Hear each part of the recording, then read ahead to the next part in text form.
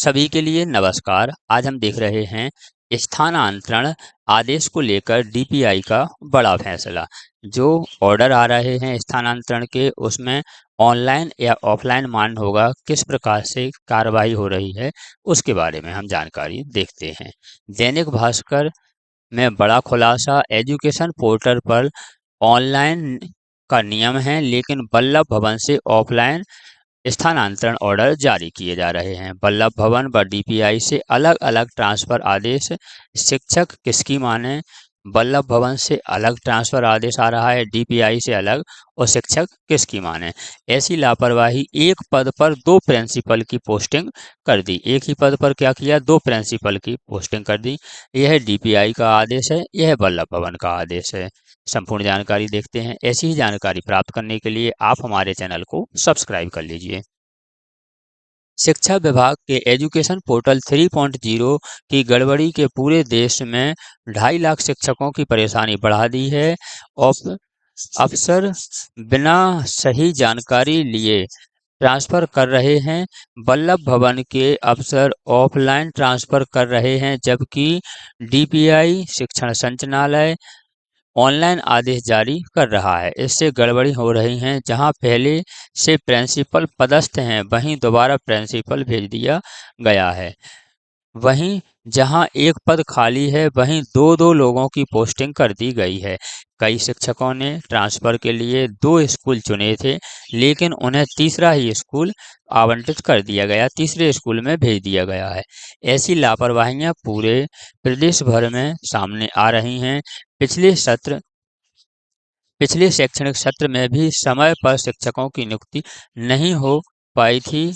अतिशय शिक्षकों के समायोजन भी नहीं हुआ और नए शिक्षकों की नियुक्ति आधे सत्र के बाद हुई थी। अब फिर से लापरवाहियां सामने आ रही हैं। इससे पढ़ाई व्यवस्था बिगड़ने की आशंका है। स्कूली शिक्षा विभाग के सचिव ने बताया है कि वल्लभ भवन से भी ट्रांसफर ऑनलाइन ही होंगे। जो वल्लभ भवन है, उससे भी जो ट्रांसफर हैं ऑनलाइन ही होंगे, ऑफलाइन नहीं होंगे। नहीं तो इन्हें पात्र नहीं माना जाएगा, अपात्र माना जाएगा। आगे देखते हैं।